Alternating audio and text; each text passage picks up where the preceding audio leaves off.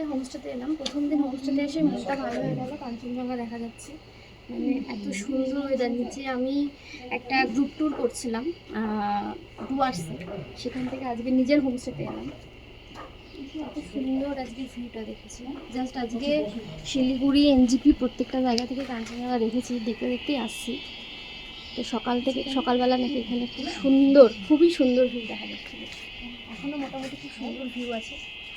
তো যেহেতু সিজন চলে আসছে, মানে অক্টোবর নভেম্বর ডিসেম্বরে এইখান থেকে বিশেষত আমার হোমস্টে একদম ফ্রন্ট সাইডটাই নেপাল, তো সেই কারণে কাঞ্চনজঙ্ঘা একদম ফ্রন্ট থেকে দেখা যায়।